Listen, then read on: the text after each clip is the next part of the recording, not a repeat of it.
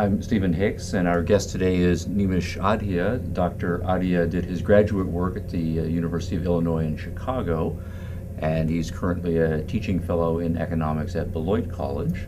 And he was visiting Rockford College today, speaking in the Business and Economic Ethics course on the theme of India's economic liberalization and Bollywood film. Dr. Adhia, India is one of the great success stories of the last two generations, a remarkable economic turnaround. What was India's economic predicament for much of the 20th century? So we can have a sense for how dramatic the change has been. Well, the growth rate since independence had been rather slow. It was about 3% a year, and the economy seemed to be stuck at that average growth rate. That 3% of growth rate came to be known as the Hindu rate of growth. And with population growing at 2% growth rate, the per capita incomes were only growing at 1%. And that's really slow compared to like 8 or 9% in Korea and other Asian tigers. So the main dilemma was how to pick up this growth rate before 1991. Okay. India's independence was in 1947, Yes. Is that correct? Okay, so for the second half of the century, right, essentially.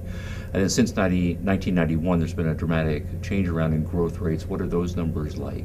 Well, there have been about 5 or 6% in the 1990s, and in the 2000s, there were about 7 or 8%, rates that's second only to that of China. Okay. You mentioned in 1991 there was a significant amount of liberalization in Yes. Economic policy. What were some of the main elements that were liberalized, so to speak? The main thing was that the license Raj, as it was called, the licensing system under which most private firms had to acquire permission from the government to change their production plans, that whole licensing system, which economists believed led to the slow growth, that was mostly done away with, and businesses were now free to make their decision based on commercial criteria and did not have to take political considerations into account. So that was one. There was also an opening up of the economy to foreign trade.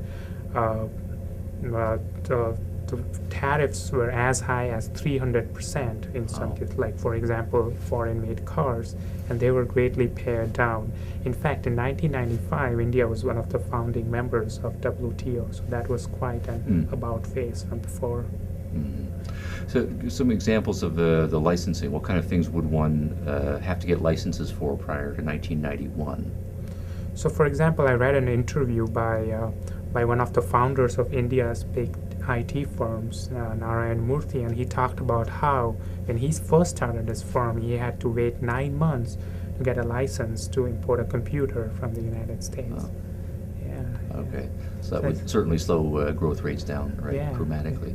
Now, if we start to ask why there was the dramatic shift, certainly people respond to material incentives, and if India is still struggling with poverty issues and seeing that in some parts of the world things are going relatively much better, that's an incentive to change or try to change economic policy to improve.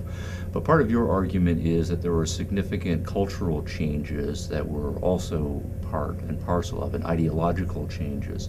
What do you mean by an ideological change, or what's an example of an ideological change that you think was happening in India? So by ideology, I mean what people believed about how the economy and the world works and how it should be working, etc. As you said, it's true that material incentives definitely play a part, but they can hardly be enough. For example, after the fall of Soviet Union, when there was this disillusionment with central planning, not all countries turned away from central planning. Some countries have always stayed. And even before the Berlin Wall fell, it was obvious that central planning wasn't working. It was obvious for a long time. In India itself, yet there was no political will to make that change. And I think that a very decisive factor was that people came to find more liberal market policy to be morally legitimate and to be acceptable. Okay, so by saying that they're more morally legitimate, it's one thing to say that central planning doesn't work and that private markets are working better. It's another thing to say that private markets, with their profit motive and the pursuit of self-interest and comparative advantage and so forth, are moral or decent or socially redeemable. Yes. Well, the central planning was not working, everybody agreed, but how did they interpret that? A lot of people could have said, well, the central planning wasn't working because we didn't regulate the businessmen enough. We let them get away with a lot of stuff, okay? So we need to regulate them more. A lot of people were saying that. But then the interpretation that most people took out of it was that it doesn't work and we need to go to a different state of affairs, and which is also morally acceptable. So let's go that way. Okay. Now, an interesting part of your study, as you presented in your talk, is there's the debate that's going on among the intellectuals and the policymakers and politicians about liberalization or centralized command. But the big part of the cultural change came from, or at least was reflected in Bollywood film. Yes. That you can track or see the differences in how business and so forth is portrayed in the 50s, 60s, and 70s compared to the 1980s, 90s, and on into the 2000s. How do you study something like that, cultural change as reflected in Bollywood? What did your research consist of? So I used a method called content analysis. Okay. It's basically making observations about contents of films, and I did it again for newspapers and to quantify certain dimensions of the message that is being conveyed. Yeah. So there are two things that I measured. One is what percentage of heroes in the most popular films during a decade were businessmen and how that changed over time. And I found that in the 50s and the 60s, hardly any heroes were businessmen, while in the 80s and the 90s, about 80% of the heroes were businessmen. Wow. And to me, that says that people have come to see virtue and commercial success as being compatible with each other, not exclusive. That wasn't the case earlier. In the 50s, inevitably, the businessmen were exploiting widows or beating children to get money out of them. There's a movie called Boot Polish, which has that theme in it.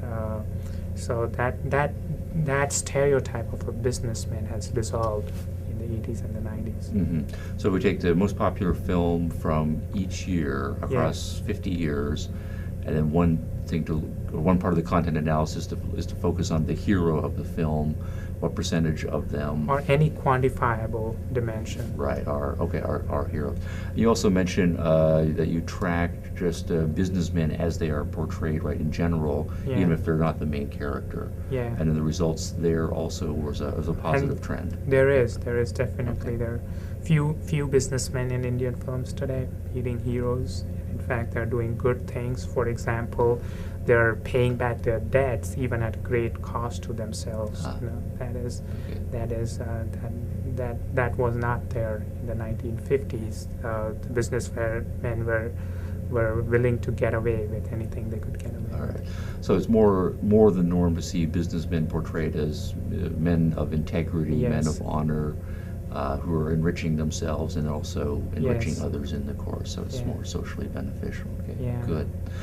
You also showed us two short film clips, one representative of Bollywood film before and one representative after. The one before, what was that one called and what was its theme? The film was called Upkar, which means obligation. Okay.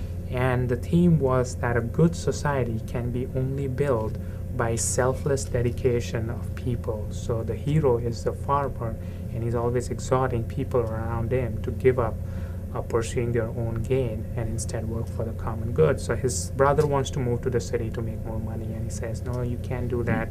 Who's going to farm? And if we don't farm, then people will go hungry. Well, he doesn't take into account that in the 1950s, economists were trying to get people away from the land because there was so much pressure on the land that made cultivation uneconomically. But those considerations are never shown in the films. In the films, the good results only come about if people dedicate themselves to whatever occupation they have without regard to their own personal gain.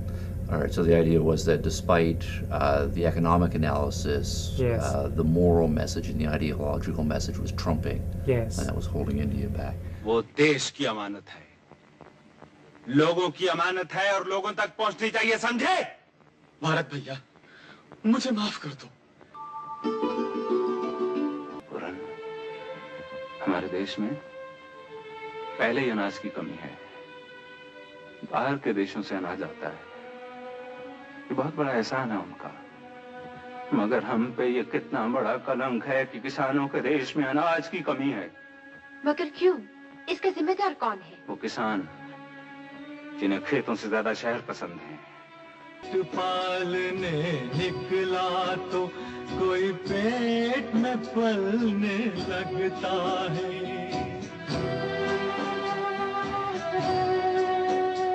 महंगाई बढ़ाने वालों से ये भूखे फरिश्ते पूछते हैं।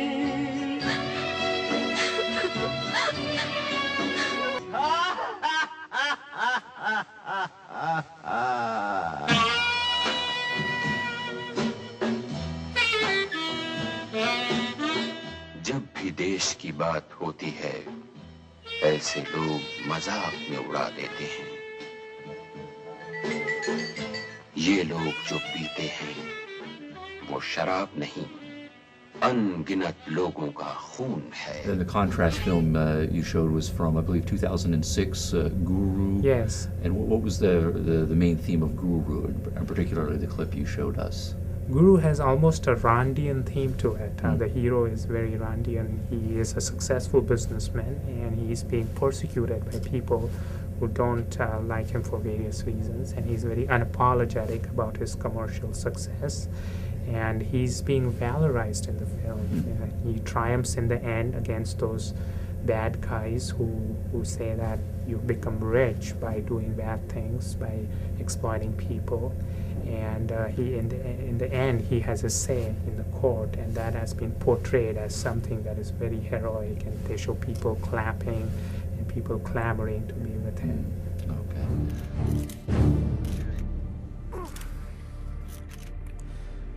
खड़ा हो जाऊं या इसके लिए भी लाइसेंस चाहिए?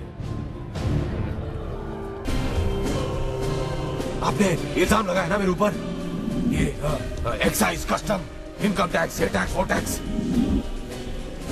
अगर पैसा बन सकता था तो मैंने बनाया है, लेकिन सिर्फ अपने लिए नहीं, अपने 30 लाख शेयर होल्डर के लिए नहीं। क्यों ना बदले किस्मत हमारी, हमारे और हमारे देश की? आप चाहते हैं कि मैं हमेशा पेट्रोल पंप अटेंडेंट रहूं और हमारा देश हमेशा हाथ फैलाए घूमते रहे? क्यों ना हम ऊपर तक पहुंच सकते हैं? हमें तीसरी दुनिया क्यों बुलाया जाता है? हमें भी उतना ही हक है पहली दुनिया बनने का, और हम बन सकते हैं। आपने मुझे 5 मिनट दिया था ना, 4.5 मिनट में सब कुछ खत्म कर दिया मैंने। 30 सेकेंड प्रॉफिट, मुनाफा, यही होता है business.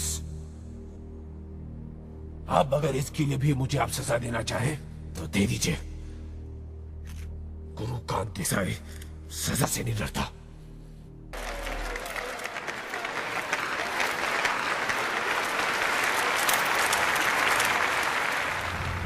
Just in closing, can you give us a sense for where you think India will be over the course of the next generation, as well over 1 billion people in population? Do you see the poverty rates continuing to decline, the number of wealthy people, number of middle-class people continuing to increase? I certainly think so, and I certainly hope so. There have been good signs. For example, the reformist Prime Minister of India recently was re-elected, and so that gives us hope that the reforms are going to continue. Also, it has done pretty well during the recent global financial crisis. It has continued its growth rates of 6 and 7%, so that those are moves in the right direction. Okay, all that's very promising. Yes. All right, well, thanks for being with us today. Okay, thank you.